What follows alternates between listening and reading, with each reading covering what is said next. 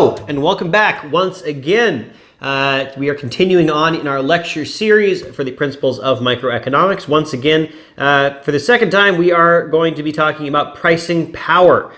Pricing power, of course, is when there is some limitation to competition, which allows the person who does have that pricing power, who is in the market, to have a little bit of control over what the price is that they charge, and as well as the quantity, as opposed to the competitive market where they have control over the quantity they produce, but the price is sort of set by the market and they can't really do anything about it. One good example of pricing power, by the way, is when your professor assigns you a textbook and you have to buy it, and nobody else can compete with this textbook because not only is it really awesome, but also you are required to buy it. If you are not in my class, I recommend checking it out. It will tell you how to solve all the sorts of questions that you have in your Principles of Micro course. With that said, let's do a quick recap on what we learned last time about pricing power.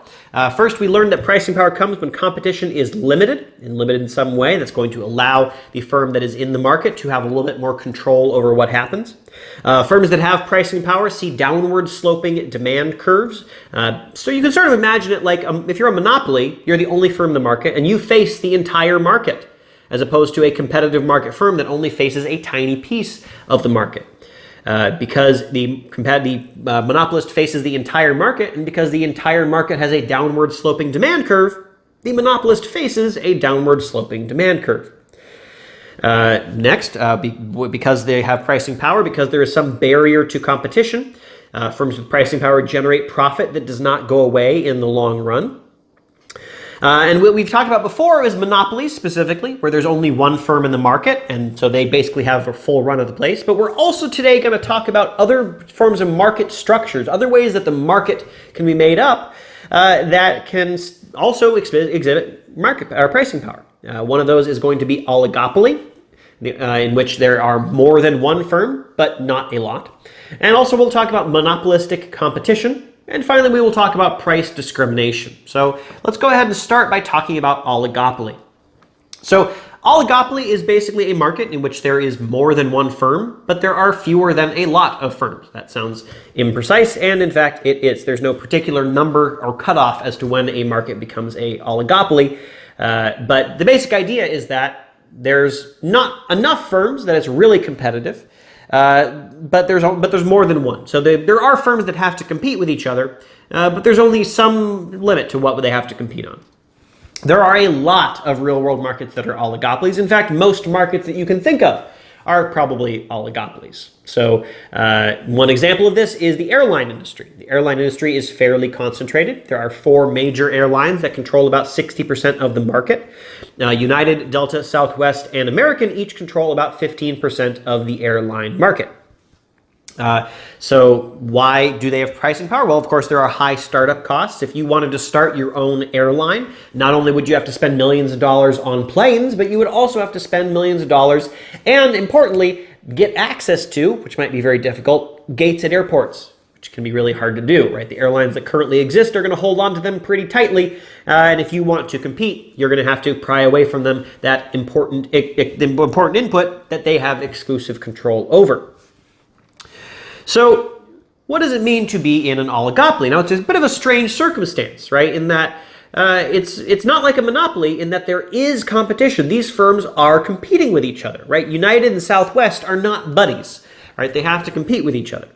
But there's not so many firms around that they can't figure out some sort of way to work together a little bit. So there's going to be some sort of way in which they can work together. I mean, if it was perfectly competitive, if these firms were completely competing with each other really hardcore, you might actually get results in an oligopoly that were a lot like the results in a competitive market. Imagine it this way. Imagine that you are in a fair oligopoly like the airlines, and prices are currently higher than the efficient price, or they're higher than the competitive market price. Well, you could think, well, okay, the prices are really high right now, and I like these high prices, but what if I became just a little bit cheaper than my competitors? If I did that, then everybody would want to buy my stuff and not theirs, and that'd be great for me. But that's a problem. Well, then they're going to decide to do the same thing to you, and then you're going to decide to do the same thing to them, and then that works all the way down until you get to that competitive market price. This is called a price war, right? You start it with high prices, somebody lobs the first volley, retaliation, retaliation, retaliation, retaliation, until you get down to that competitive market price. So logically, you can imagine that in an oligopoly, even though there's only a couple of firms competing, you could end up with effectively as much competition as if there were thousands and thousands of firms. But this sort of fails the common sense check. There are a couple of ways in which firms in an oligopoly can figure out how to keep their prices high. And the main distinction here between this and a competitive market is that there are few enough firms that it makes it easier to work together. I mean, in a competitive market as well, all the producers want to have higher prices. They'd be very happy to have higher prices. Most of them would very much welcome if the government came in and forced them all to raise their prices. But if there's no government rule or something like that, and they all just sort of decide to raise their prices together, they say, you know what, we're really going to hold strong, we're going to work together, we're going to keep our prices high. And then there's thousands and thousands and thousands of firms that all have to keep their word on this. That's a lot of trust. And only one of them has to start breaking the rule in order for all of them to get back down to that price war competitive market. But when there's only a few firms, it's a lot easier to keep together the agreement. And this particular agreement could happen in a number of different ways. It could be explicit. It could be that these firms literally sit down together and they talk to each other and they write out a contract that says, we will keep prices at this level, this high level. And that's just how it's going to be. And the contract might be government enforceable, so that if one of them lowers their prices and breaks the contract, you go to the government, you say, hey, they signed this contract, punish them in some way. But it doesn't have to be this way. No, they don't have to actually sit down and do a contract with each other, because remember, they sort of want to work together, right? It's sort of in their interest to be working with their competitors, because this allows them to keep the prices high, which is exactly what they want. This is not what the consumers want, but this is what they want. One way in which this happens is through public pronouncements.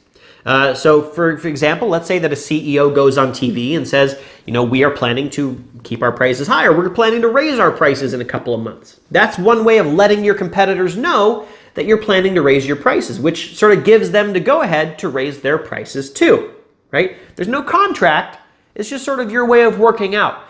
And if you come out and say, hey, we're going to raise our prices, and then they don't follow suit, maybe you don't follow through on your plan to raise your prices. Or maybe you cut your prices in retaliation for them not following through. Or you could say something like, we've decided to expand our operations into California.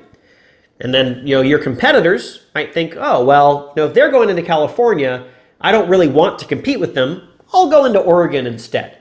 And so then you manage to develop these two monopolies that are not competing with each other because you sort of divvied up the market. This is, for example, how cable companies tend to work.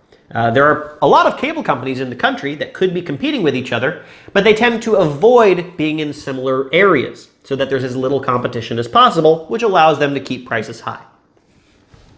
There are also ways for them to come to high price agreements, even without sending any sort of information between each other at all, without communicating whatsoever. This is called implicit collusion. Explicit collusion is when you are literally talking with each other. You are explicitly telling each other your plans and the agreement. Implicit collusion is finding ways to come to that agreement without having to make any such agreement.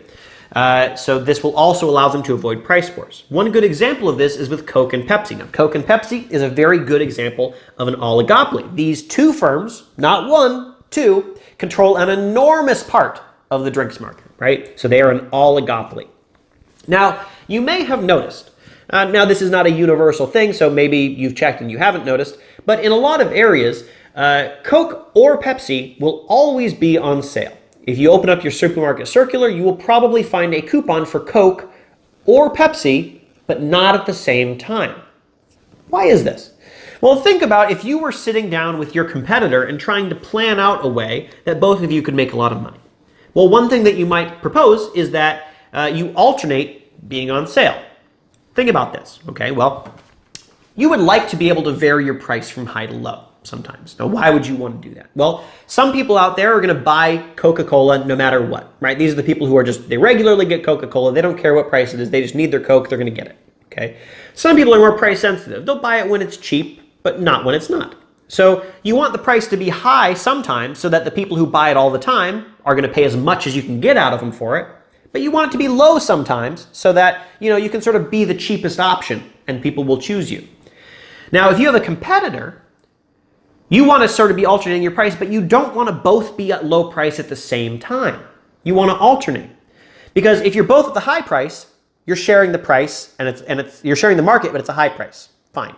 If you're at a low price and they're at a high price, you're selling more than they are, but at a lower price, and they're selling less than you are, but at a higher price, and you're both okay with that. If you're both at the low price, that means that you're still splitting the market just like you were at the high price, but you're getting paid less. And that's not good for either of you. So you want to avoid that outcome. And so it wouldn't be that difficult for these two companies to coordinate this particular outcome, which does seem to be the outcome. Bottlers would have figured out, maybe one day one of the people at Pepsi sat down and they called up the supermarket circular and they said, I would like to buy a coupon spot for every other week. It wouldn't be too hard for Coke to notice that every other week there was a Pepsi coupon and then just choose the alternate week so that they were never on sale at the same time. This is implicit collusion, which allows them to keep their profits high by working together, right? Whenever the whenever the firms in the oligopoly manage to work together, that's basically them acting more like a monopoly, which lets them keep their prices even higher, raises the profits even higher, and which is not great for efficiency or for consumers, but it's great for them. Now, how do they manage to keep these agreements going? Because if you think about it, let's say we're just talking about a simple agreement where everybody's agreed to keep charging really high prices. Now, the reason that this keeps working is because of that price war logic. You could, if everybody's charging a high price, cut your price a little bit, and this would allow you to get a much bigger chunk of the market. You'd sell to a lot more people. Your profits would go up by quite a bit, at least in the short term. But as soon as your competitors realize that you've done this, they're going to cut their price too. And then it gets into a war, a price war, and it goes all the way down. Which means that when you are keeping your prices high and you're thinking about breaking this agreement and lowering your prices, you're weighing those short-term profits against the long-term losses that you'll end up with if you start a price war.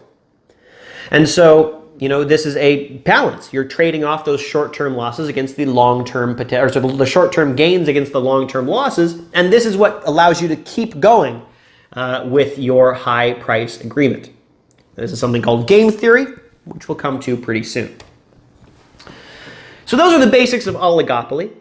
Let's also talk about monopolistic competition. Now, monopolistic competition is another very common market structure.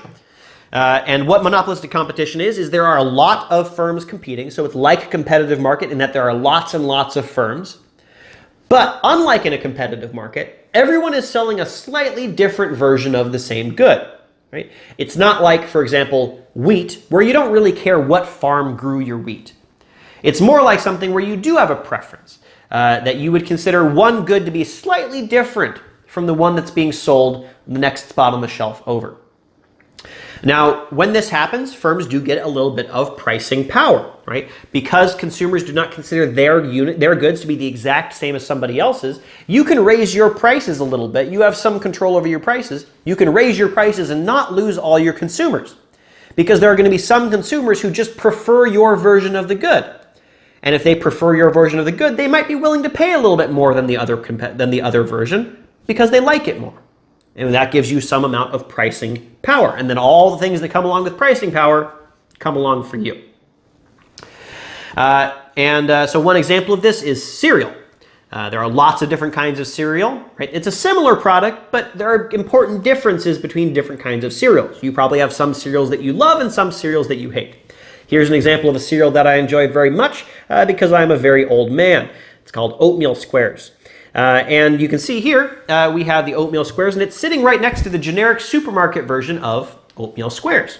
Now the prices are very different. $4.29 for the Quaker version and $2.50 for the store brand version.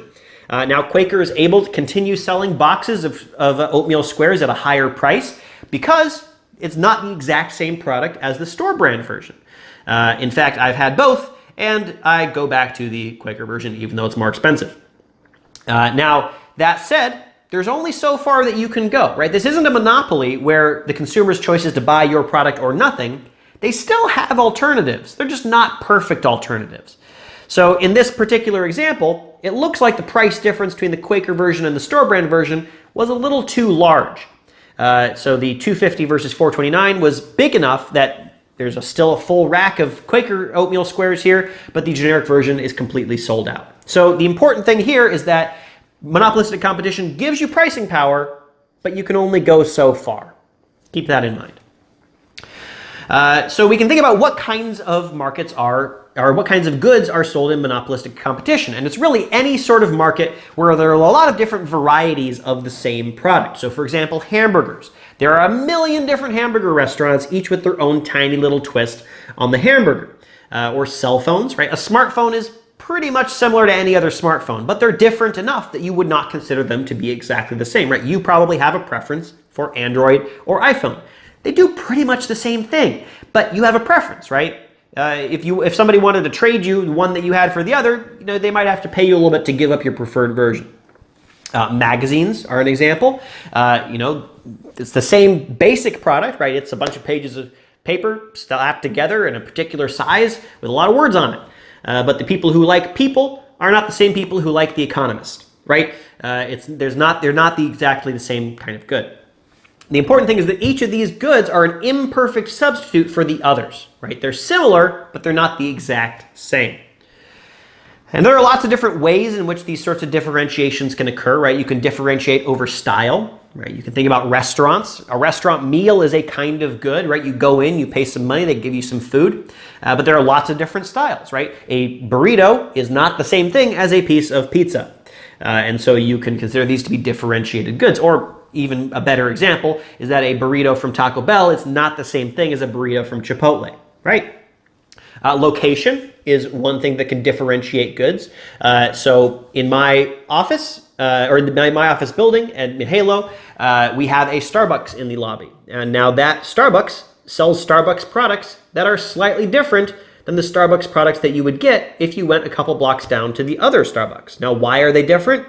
Simply because one of them is a couple steps from my office and the other one is not, right?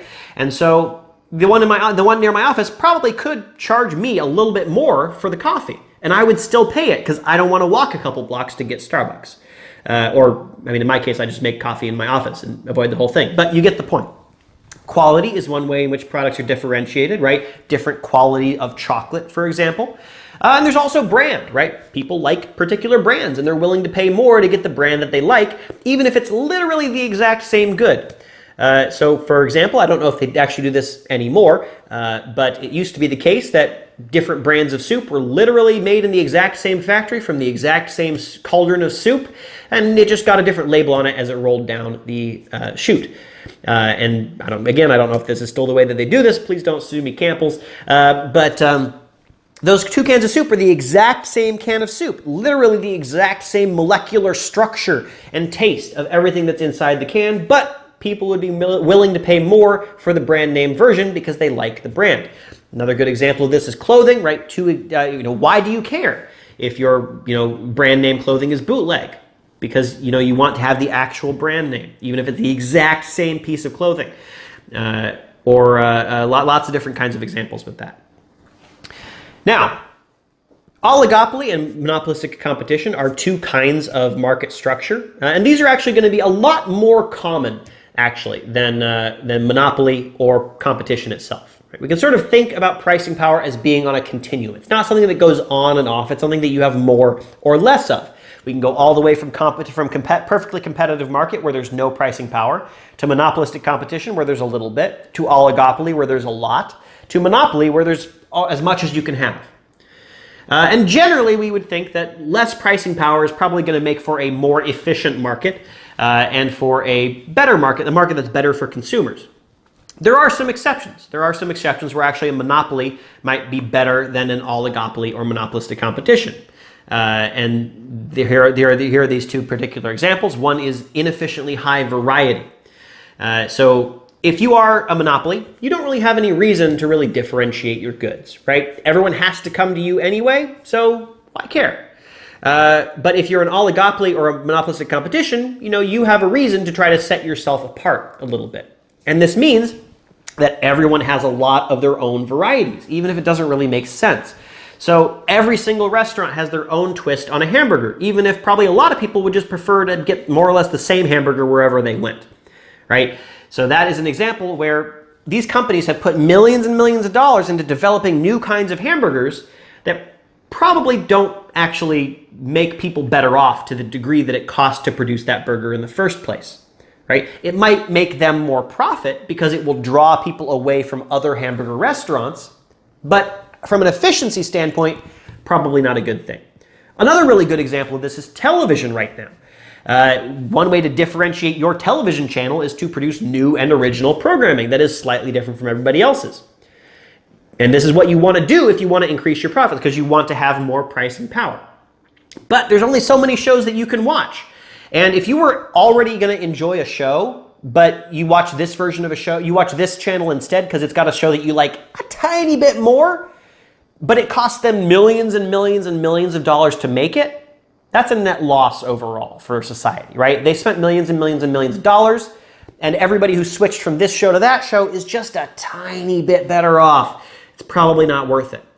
And so the profit incentive is to make more and more variety to work on your pricing power and your differentiation. But from society's standpoint, we probably could do with a little bit more standardization and a little bit less choice, right? We like choice, but we are paying for it too, and we might prefer to pay for less choice. And of course, we end up with in a case where the profit incentive drives for more variety, which means that we have thousands of different television shows, more than anybody could ever possibly want to watch. Another downside of oligopoly and monopolistic competition compared to monopoly is advertising. Now, apologies to the marketing students in the audience here, but economists tend to have a couple different views of advertising. One is that it helps inform people about the qualities of different products and helps them make better decisions. That's perfectly fine. That's not wasteful at all. What economists would consider wasteful is this story. So imagine that you have somebody, let's say they're going to go buy a car. They've decided, okay, I'm going to go buy a Ford car. So they go to the Ford dealership, and as they're going to the Ford dealership, they are going to have that Ford car in their sights. They know they're going to be happy with it, and they see a billboard, and this one says, buy a Toyota. They think, oh, buy a Toyota. So they go to the Toyota dealership, and they buy a Toyota instead. Okay, so what happened there? So the consumer probably is not really any better off, maybe slightly better off with the Toyota than they were with the Ford. Okay. Now, Toyota made a lot of profit. It was certainly worthwhile for them to run the ad. It improved their profits, but basically it improved their profits at the expense of Ford's profits. And so society isn't really any better off, right? The consumer still has a car. It's worth about as much to them as it would have been anyway. The profits aren't any different. Toyota has more profits, but Ford has less profits to make up for it. And so we got sort of no gain, but we spent a whole bunch of money on that billboard. So that was a loss right there, right? So that is basically spending money on something that did not actually increase the productivity of the economy. It just sort of shuffled things around. So that particular function of advertising is wasteful, and it's something that pops up in oligopoly and monopolistic competition, but not in monopoly or competitive markets for that example, for that matter. So to sort of recap our structure, our market structure here, we have those 4 different market structures as I mentioned, and I want you to continue thinking about pricing power as a continuum, right? Something that you can have more or less of. It's not a switch that goes on or off, right? In the real world, no market is truly perfectly competitive, and there's very few true monopolies around. But there are lots and lots of oligopolies and lots of market monopolistic competition markets, and each of them has more or less pricing power. And we can think about this in terms of how much efficiency the market provides, right? We talked last time about the deadweight loss that arises from pricing power, and that same deadweight loss pops up for other forms of pricing power, both oligopoly and monopolistic competition. We end up with prices that are probably too high and quantities that are probably too low. And we can also think about how much deadweight loss there is as varying with the amount of pricing power, right? I talked about how in a competitive market, the demand curve is completely flat, and as we move to a monopoly, it gets steep, right? Because we're basically facing the entire demand curve, which slopes down. Now, in the middle there, those are our sort of intermediate amounts of pricing power. And as we move from perfectly competitive to a monopoly, we see the deadweight loss increase, right? So the more pricing power we have, the bigger that deadweight loss is. So you can sort of think of as pricing power increases, because it is a continuum, we're going to see higher prices, lower quantities, and more deadweight loss. That's just something to keep in mind. Now, with that said, there are actually some minor ways in which you can start with a market that has pricing power and so has deadweight loss, but then get rid of that deadweight loss. And that's what we're going to talk about when we talk about price discrimination. So what is price discrimination? So price discrimination is not a market structure like competitive markets, monopolistically competitive markets, oligopoly, or monopoly. Instead, it is a tool that firms with pricing power can use to increase their profits that also happens to reduce deadweight loss. And it can actually increase efficiency. Now, the basic idea of price discrimination is that price discrimination is when you have the ability to charge different prices to different people for the same thing, right? We're not talking about different firms charging different prices. We're not talking about the same firms selling different kinds of goods. We're talking about the same good, or at least very, very, very similar goods sold by the same firm to different people at different prices, right? You're basically saying, well, who are you? Ah, well, here's the price I will charge you. Oh, and who are you? Well, here's the price I'm going to charge you. That's what you're doing. Now, why would you do this? So we know that the demand curve represents the marginal value, right? It also represents the reservation price. What is the most that somebody is willing to pay for a unit of the good? Now, what does it mean when you charge a single price to everybody for the good? Well, it means that there's going to be some consumer surplus, right? Whatever price you set, some of the people who are buying that good are going to be paying less for it than they would have been willing to pay. Think of all those dollars that people would have been willing to give you, but were not. Price discrimination is basically taking advantage of all those dollars, right? It's charging people what they're willing to pay. And so if you can, for example, know what somebody's marginal valuation is and charge them their exact marginal valuation, well, then suddenly they're paying you every penny they're willing to pay you. All that consumer surplus just gets sucked up and turned into profit, which as a monopolist is exactly what you want to happen. Now, there are a lot of different ways to do this, right? You could literally charge different people different prices. You could have coupons that you expect that only certain parts of your consumers are going to be willing or able to put to use. You could put in some sort of hurdle, make it difficult for people to get lower prices, and so only some people are going to be willing to do it. You could have requirements for special deals. Another example, a way you can do it is just charging different groups of people different prices. So one example of this is senior pricing at the movie theater. So if you've gone to the movie theater, you've probably noticed that seniors will often pay a lower price than the general population, and so will students and children. So why do they do this? Why do they charge a different price for seniors? Now, if you ask a theater manager, they will probably tell you, well, we like and value seniors, so we charge them a lower price to be nice to them, which sounds nice, but it's also convenient that doing this will also increase their profits. So which one is it going to actually be? And let me show you why it's going to increase their profits. So let's take a look again at our monopoly graph. And this is without price discrimination. We're charging the same price to everybody. So we're charging that price P. We're selling QM units, and we end up with some consumer surplus up there, right? The consumer surplus in the monopoly graph is the exact same as it is in the competitive market graph. It's below demand and above the price, right? We also have that deadweight loss, which is between the marginal cost and the demand curve over the units that we should be selling but are not, right? And the quantity that we actually do sell is where marginal cost and marginal revenue cross. The number of units that we should sell is where demand and marginal revenue cross. All right, so that's what we have.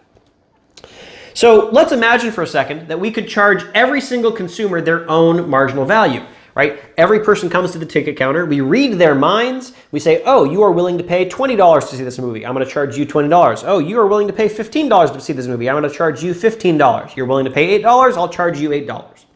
Now, when this happens, obviously, there's not going to be any consumer surplus left, right? Because the consumer surplus is the difference between what you were willing to pay and what you did pay.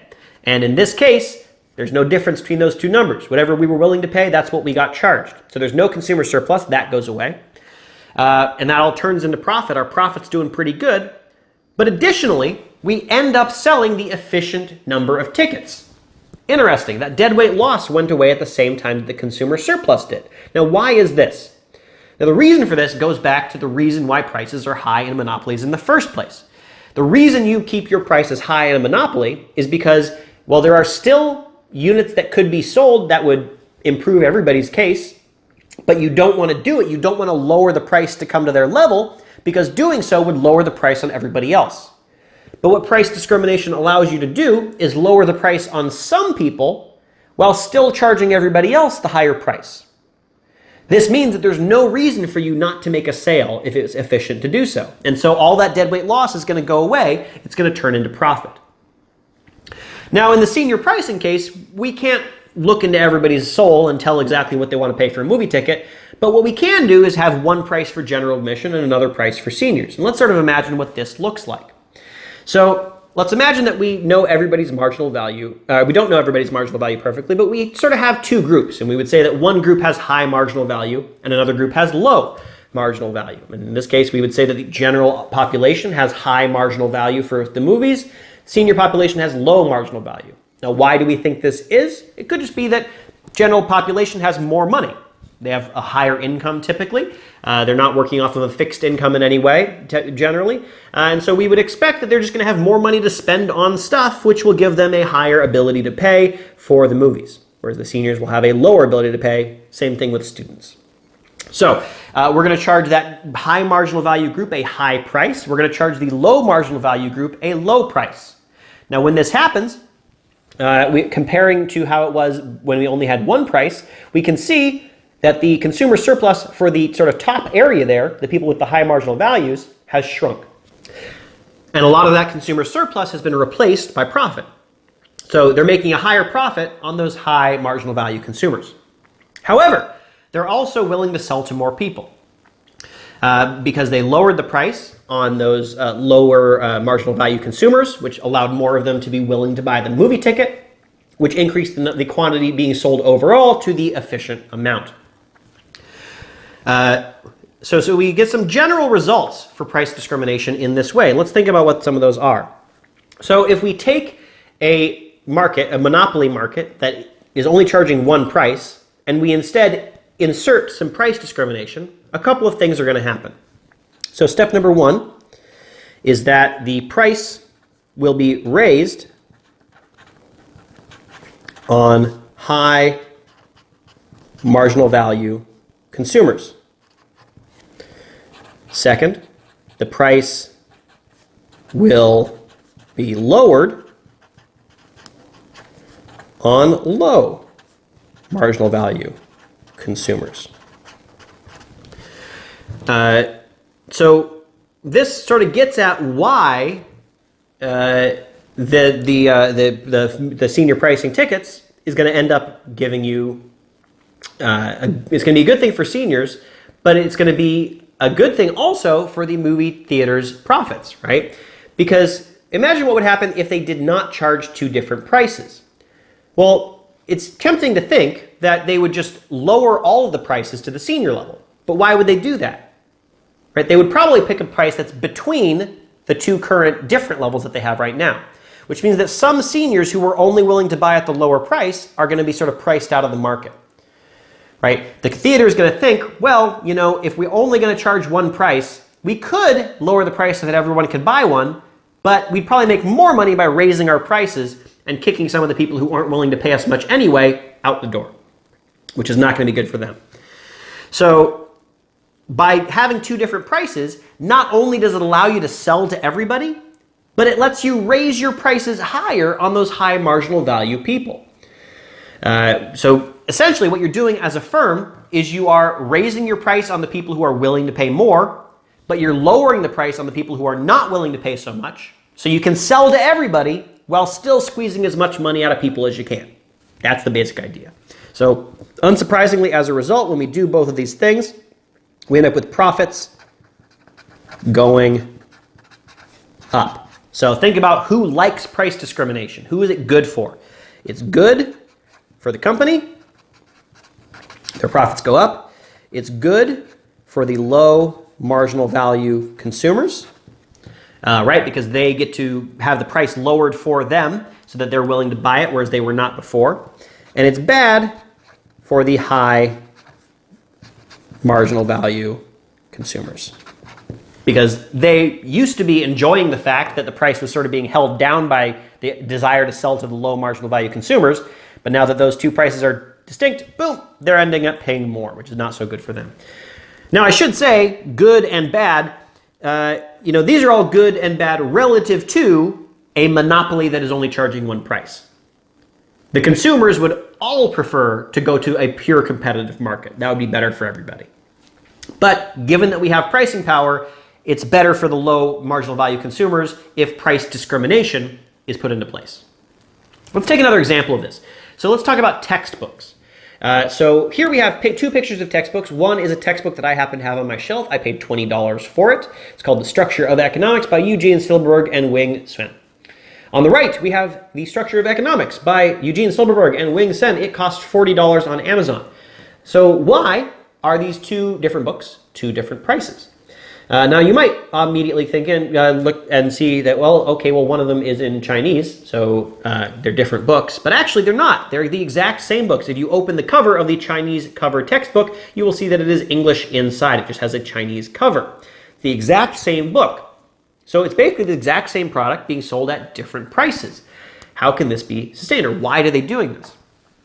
The reason they're doing this is very similar to the reason why we have the different pricing for seniors at the movie theater. It's that, well, Chinese students have lower marginal values because they tend to have lower incomes than students in the United States. And so if you want to maximize your profits, if you want to be able to sell at a low price that the Chinese students will require, while still charging the United States students as much as you possibly can, you're going to want to charge two different prices in the two different countries. And so they come out with what are called international editions, which is the Chinese version that I happen to have a copy of, which they sell in China at a lower price than the version that they target at the American market. This is a version called regionalization, where they sell the same product at different prices, relying on sort of geographic distance to keep people from being able to buy the cheaper version in the high marginal value country, right? In the seniors example, they can just say, hey, give me your card that shows me you're a senior so I can force you to pay the price that you are supposed to be paying. In this case, it's a little bit harder, right? I got my hands on a copy of that Chinese textbook. So clearly the geographic distinction is not really that hard and fast. This strategy is used in another number of other approaches to price discrimination. So for example, video games. Video games cost a whole lot more, for example, in Australia than they do in the United States, sometimes 2 to 3 times as much. Exact same video game playing on the exact same consoles is just way different in price. Often, sometimes they will do something called region locking with DVDs or video games, where you can only play an Australian version of the game on the Australian Xbox, say. And that's to make sure that the Australians can't just buy the cheaper American versions and get them shipped over. Right? Because they've decided for some reason that they want to sell at higher prices in Australia than they do in the United States in order to engage in price discrimination and increase their profits, which is going to be not so good for Australia, but maybe better for the United States if it means that they're going to lower the price in the United States as a result. Another form of price discrimination is in sales and coupons. Now, this is a bit of a step back because you might think, well, hold on, everybody gets access to sales and coupons, so it's not charging different people different prices. But that's not quite the case. And the reason why it's not quite the case is that while everybody has access to sales and coupons, not everybody is actually going to take advantage of them. Think about it. Well, if you're a store, you might have 2 different sets of consumers. One of your sets of consumers is very price conscious. They're only going to buy if they know they can get a good deal, if they know that the price is going to be really low. Some of your other consumers might be less price conscious, right? Maybe they don't care about money, maybe they're just too busy to shop around, but they're going to walk into the store and they're going to buy whatever it is at whatever the price it is on the day. Okay? So you want to sell to these 2 different groups of people at 2 different prices, right? You're going to make the most money if you can sell at a low price that will get the price sensitive people to buy, while also selling at a high price to the people who don't care. If you have a coupon, for example, then the insensitive people probably won't even notice the coupon. They're not going to bother looking for the coupon. They're not going to bother clipping it out. They're not going to use it. So they're going to end up paying the high price. But the real price hawks, the real price sensitive people, they're going to look for that coupon, they're going to find it, and they're going to use it. And that's exactly what you want. You want these people to get the low price because that's what's going to get them in the store. And you want these people to get the high price because they don't care. They're going to buy anyway. Sales work the same way. Right? If you have a sale that happens, right, the people who don't care about prices, they're not going to pay attention to when the sale is. They're just going to go to the store on the day they were planning to go to the store on. If you're lucky, they're going to go on a day when it happens to not be a sale, and they're going to pay full price. The real price hawks, people who are really price sensitive, they're going to wait for the sales. And as soon as the sale comes, they're going to strike. And they're going to go ahead and buy at the really low price, which gets you exactly what you want as a store, because it feels like, right, these people, they're almost getting one over on you, but they're not. Right? You're taking advantage of them because you're charging them the low price. You're charging them what you think they're willing to pay, which happens to be a very low price. You're going to charge them a low price only because you think they're not willing to pay any more. And the reason you go to a really low price for them is because it allows you to distinguish, right? And also charge these people a high price. The fact that you can distinguish these two and charge them two different price points is what lets you charge these people the low price. So let's take a particular example of this with J.C. Penney. J.C. Penney is, of course, a department store known for its regular sales, lots and lots of sales. And growing up, I knew several people who would really pay attention to the J.C. Penney sales, and they'd be ready for it, right? They would know exactly when all the sales were, and they would go in, and it was a nice, fun activity for them. They have hundreds of sales a year. And they did this, of course, for price discrimination, right? They want people who just happen to show up at J.C. Penney's to pay the high prices if they happen to come not on a sale day. Whereas the people who are really sensitive to prices, they'll come in and pay the low price, which is all they're willing to pay anyway. So you can sell to everybody but still charge as much as possible. So in 2012, JCPenney had a bit of a change of plans. They got a new CEO, Ron Johnson from Apple, and Ron Johnson came in and said, you know what, sales are they're irrational, right? We're just taking advantage of our consumers, which they sort of are, and it increases their profits. And so he said, you know what, we're not going to have any more sales. Instead, we're going to put everything on permanent 40% markdown, which seems like a pretty good deal, right? All the people who were paying the really high prices, they're going to get a whole big discount. And the people who were getting the sale discount, right, it's maybe not as big a sale, the 40%, but it's still a pretty big sale. But think about what this means. Okay, you just raised prices on people who were very sensitive to prices. They're not going to be happy. And you just lowered prices on people who were willing to pay a lot more and don't care. They're not going to come in extra because they don't care about price. And you just gave them a discount that they didn't really need. So think about what's going to happen here. So first of all, there's going to be really a lot of anger coming from the people who really like the sales, right? Because you basically just raised the price on them. They're going to stop shopping at your store. People who were willing to pay a whole lot, they're happy with it, right? They're paying a lower price, but they didn't particularly care. They're not going to start shopping that much more than they already were. So unsurprisingly, you're going to make people angry over here, and you're going to make less profit over here. So with no big surprise, people hated it. People left the store in droves, and their profits tanked. And of course their profits tanked because price discrimination increases profits. You get rid of it, you're going to lose profits. That's no big surprise. Not too much longer later, they decided this was a bad idea. They fired Ron Johnson. They went back to having lots of sales. All right, so what we've gone over so far, we've gone over what pricing power is. We've gone over how monopolies and other firms with pricing power maximize their profits. We've gone over the different market structures with pricing power, competitive markets, monopolistic competition, oligopoly, monopoly. We've talked about how firms with pricing power can use price discrimination to increase their profits further, while also reducing deadweight loss, but taking away consumer surplus at the same time, unless you happen to be a low-value consumer, in which case it's good for you. Okay, so we've got all these effects of pricing power and where it comes from. What do we do about it? We've got these firms with pricing power. Are they a problem? We've certainly detailed some problems with them. They raise prices, they lower quantity. If they do, they usually create a deadweight loss, and if they don't, it's often through price discrimination, which gets rid of a lot of consumer surplus. Ooh, that's not good. So, should we be doing anything about this? And if we do decide to do something about these firms, what could we do? Right? What are the different ways in which you could address a monopoly problem? Well, one way is state ownership. You could just have the government take over the monopoly and run it for itself. This is something we do. Like, as I mentioned, a lot of firms that are monopolies are in fact government owned. Like the post office, the fire department, the police department, all that sort of stuff. Or, a lot of infrastructure or utilities are government owned or basically owned by the government. There are some upsides and downsides to this, as there are upsides and downsides to everything. The upsides, of course, if the firm runs well, you can get those competitive market outcomes, right? Instead of price too high, quantity too low, the government can just say, you know what, we're not running for profit. We're going to do the efficient thing. That's great. The downside is that the government run firm will not have the same incentives to, say, cut profits or cut costs or innovate in the same way that a firm in the private market could. So there's a downside too. Instead of government taking over the firm, you could just have the government regulate the firm. So this is an interesting case where, we talked about price ceilings before and how price ceilings can cause inefficiency. But in the case of a monopoly or in the case of a firm that has pricing power, a price ceiling can actually increase efficiency. Let's think about why this is. Let's draw out our standard monopoly graph. Marginal cost there, average cost there. We're going to have demand. We're going to have our marginal revenue sloping down more quickly. We're going to have our quantity there where marginal cost and marginal revenue meet. Follow it up to demand to get our price. Okay. So now let's put a maximum on the price. Okay. We're going to require the monopoly to charge no more than the efficient price. We're going to require that. Now, if that happens, it's actually going to incentivize the firm to not just be at the efficient price, but to also be at the efficient quantity.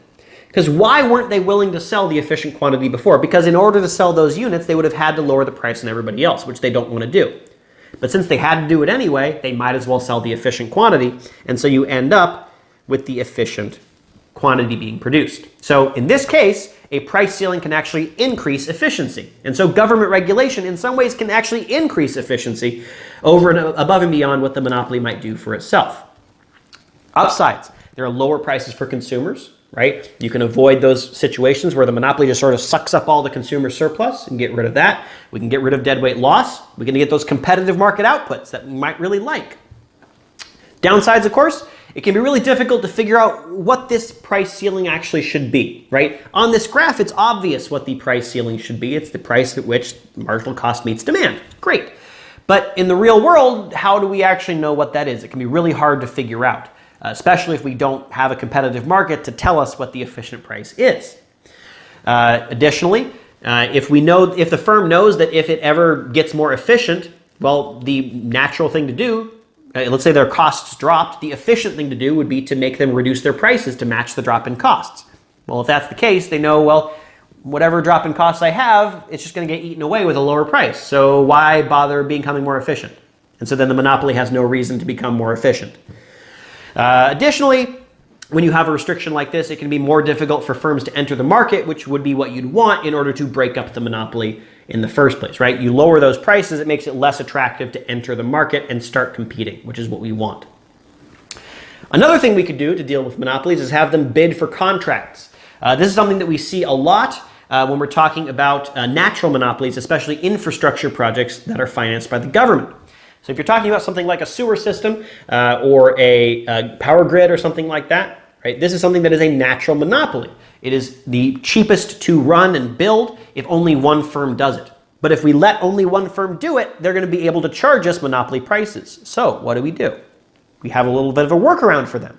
We make them commit to a price while it's still competitive before we make it a monopoly. Right? We basically say, hey, we're going to build a sewer system. What would you charge me to build it? Okay, $1 million. What would you charge me? $2 million. What would you charge me? $1.5 million. And we choose the lowest price, right? And that price was set competitively, right? Because they had to competitively bid among all the different possible producers. And then once they've bid, we make them a monopolist. But we make them stick to the price that they promised us, which means that the price is set competitively, which is exactly what we want, but the project is run monopolistically, which is exactly what we want to get the lowest cost of production on a natural monopoly good. The upside of this is that it gives a good incentive to cut costs. We get those low competitive market costs in a reasonable way while still getting the benefits of having a natural monopoly being produced by a natural monopoly. The downsides is that it could encourage the bidders to cut quality perhaps a little bit too far, right? In the goal of being the lowest bidder, you might bid a little bit lower than you can actually handle, which could lead to a problem. But that one's minor. I think that one works pretty good. Lastly, we could just break up the monopoly. We have the legal power to. We have antitrust laws. The Sherman Antitrust Act of 1890 gave the government the power to stop anti-competitive practices. Now, this is not quite the same thing as making monopolies illegal. Monopolies are not illegal. What is illegal is what are called anti-competitive practices.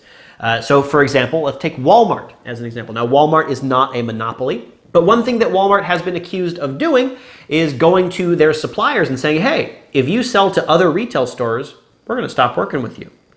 That is what's called an anti-competitive practice because it keeps the other retail stores from being able to freely compete with Walmart, right? It keeps competition away, which is not a good thing that you want in a competitive market, obviously. Now, often this sort of law is applied to stop these sorts of practices, but also to break up monopolies that are so big and monopolistic that there's really no other way to return competitiveness to the market. This does not happen very often. It has happened with Standard Oil, which used to be the Rockefeller oil company, which doesn't really you don't hear that name anymore, but it sort of turned into several oil companies you have heard of. You can go look them up. Or AT&T, which used to be the only big phone provider in the United States, and then it got broken up into a bunch of what were called baby bells, one of which is still called AT&T. And they were required to compete against each other. Now, the idea here is to take a monopoly that does not have any competition whatsoever and break it up into a bunch of companies that have to compete with each other. All right, so you sort of introduce competition into the market. And the upside is that you get this competition, all those nice things that come with competition, you get here. And it lets the sort of standard competitive market stuff, or at least oligopoly kind of structure, take place. Now, the downside is that there's lots of tricky decisions in terms of how to actually do this. Some firms, it makes sense to break up into competing parts, right? AT&T sort of made sense. Standard Oil sort of made sense. What about like Microsoft? Microsoft almost was broken up as a monopoly in the 90s when it was a lot more dominant than it is today. And then they thought, well, how do we actually break up Microsoft into multiple pieces? What does that actually mean? You can't really have a Pacific Microsoft and an East Coast Microsoft. That doesn't make any sense. So the proposal was actually to split Microsoft Office into one company and Microsoft Windows into another company and Internet Explorer, when that used to be a thing, into another company. And so that would have been sort of how they would have broken it up, but that would have been very strange. First of all, because that would mean that all those products would still be monopolies in their own field. It would just be smaller companies. So that'd be kind of weird. It's a lot of tricky decisions in terms of determining how to do this and when it's justified. Second, remember, we're breaking up companies, but we're not really getting into a perfectly competitive market. We're going to end up with really an oligopoly, which means that all the same collusion that we get with oligopolies could happen here as well. And in fact, it might be easier to collude with other companies when you used to, like work with them and know them. When the person who used to be down the hall from you now runs the competitor, you might be able to get a phone call in now and there, right? All right, so that's the basics of pricing power, as we've covered a whole lot of ground on it. And it really explains a whole lot of what was going on in the modern economy a little bit better than the competitive market stuff does. Pricing power is, of course, a continuum, and we can think about whether it applies more or less, but we can think about some pretty predictable outcomes of that pricing power, right? Higher prices, lower quantity, probably not great for the consumer.